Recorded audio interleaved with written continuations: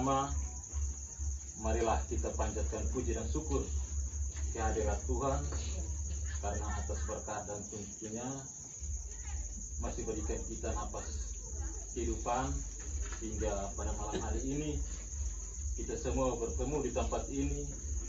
Tidak lain tidak bukan kita akan mengikuti musyawarah dusun. Musyawarah dusun perencanaan pembangunan tahunan dalam rangka penyusunan RKPD tahun 2024 Desa Letmafo segera dimulai. Baik, terima kasih Pak Yuri atas kesempatan yang diberikan. Selamat malam kita Boke. Selamat malam. Terima kasih atas kehadiran baiknya kita semua. Walaupun saya punya bawaan RT dan RW, termasuk Bapak Dusun sudah sampaikan berita bahwa malam ini kita akan adakan musyawarah dusun, tetapi namunnya masyarakat yang lain belum sadar. Tidak apa yang ada, kita tetap jalan. Tidak berpengaruh sedikit pun kalau dia tidak hadir. Yang penting kita hadir melakukan musyawarah itu. Yang saya hormati Ketua DPD atau yang mewakili, Ketua LPM, PKK, ibu-ibu kader, para tokoh adat atau kepala suku, Bapak Dusun, keuangan yang hadir pada malam ini juga bersama kita, saya punya masyarakat, Bapak Ibu masyarakat yang hadir pada kesempatan malam ini bersama kita yang sangat dikasih dan saya cintai. Perlu saya menyampaikan bahwa musyawarah dusun ini sangat penting bagi kita. Kenapa harus setiap tahun harus adakan musyawarah dusun, musyawarah dusun. Dan Bapak Mama sih keset bosan, kita jangan terlalu bosan bahwa musyawarah juga ada hal-hal yang sama kita usulkan juga, namun belum realisasi, belum diindahkan kita punya soal itu. Tidak apa, yang penting kita tetap adakan musyawarah itu, kita tetap melangkah terus. Setiap tahunnya kita tetap, mungkin tahun ini belum tercapai, tapi tahun depan pasti kita ini. Oleh karena itu, saya minta, ini forumnya musyawarah dusun, jadi perlu kita harus ketahui bersama. Musyawarah dusun ini adalah yang pertama kita datang membicarakan masalah-masalah yang ada di dusun kita. Ya, masalah-masalah apa? Sebentar itu kita masuk pada lagi potensi di dusun satu. Ini kita bicara di dusun satu. Mau usulkan masalah apa di dusun satu? Contohnya misalkan air bersih ya masalahnya air. Habis itu kita mau gali apa dia punya potensi apa? Misalkan mau potensi apa di sini? Ya kalau di sini kita rata-rata itu penghasilan sulfi ya, kita mau bagaimana caranya? Nah, itu nanti kita sampaikan. Kalau terkait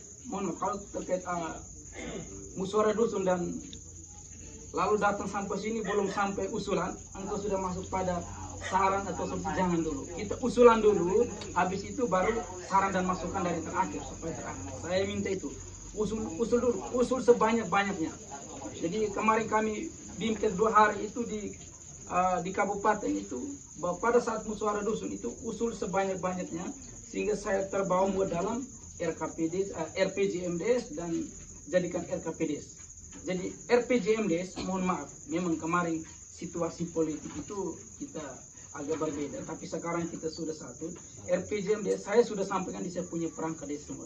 RPJMDS itu kita tetap kerja. Kita lihat kita punya Bapak mantan Laos punya. Kemarin yang program dalam 5 tahun, 1 periode dan tidak berjalan, saya tetap masukkan, saya tidak bisa coret. Saya tetap masukkan dan masukkan juga saya punya program. Kalau misalkan dia punya program bagus, lalu kita kasih keluar kan kita keliru. Saya tetap masukkan saya punya. Yang kita kerja itu tetap istilah orang biasa. Kalau kami orang olahraga itu tonggak estafet, jadi dia terus bersambung. Jangan kita habis itu kita Pak Jokowi sampai kita mulai dari nol lagi. Jadi kita tetap ikuti dia punya RPA, kita lihat dia punya waktu itu program kerjanya apa, kita tidak bisa kasih hilang. Saya sudah bilang, Omlos punya program tidak jalan itu, tetap saya akan masuk ke dalam RPJMD, tambah dengan saya punya. Bukan saya langsung kasih keluar. Tidak ada itu, tidak gitu. Itu saya pemimpin yang kemarin saya, minta maaf. Tapi kita punya anggaran, Bapak Mama yang hadir pada kesempatan ini, para orang tua, kita punya anggaran tahun 2023 itu dana desa itu 985.346.000, hanya 900 juta, kecil sekali. Makanya kita berharap itu supaya dana desa itu naik itu bisa sampai 2M atau 5M. Yang sementara DPR dong masih sidang, tapi masih wacana dari kita. Kalau sudah M, desa ini pasti sejahtera luar biasa. Tapi kalau 900 juta, kecil sekali. Nah, lalu kita punya pagu anggaran untuk ini anggaran dana desa ADD itu 337.480.000 rupiah. Jadi dana desa itu hanya 985 juta yang tahun 2023. Dana desa itu kebanyakan kemarin itu apa kita biaya yang pertama itu BLT juga kita masih bayar. Padahal COVID itu sudah berlalu, tapi BLT itu masih ada, bantuan langsung tunai itu masih ada. Itu sebanyak itu 68 KPM. Pensiun. Kemarin ada 3 orang yang meninggal, namun sudah diganti dalam perjalanan ganti.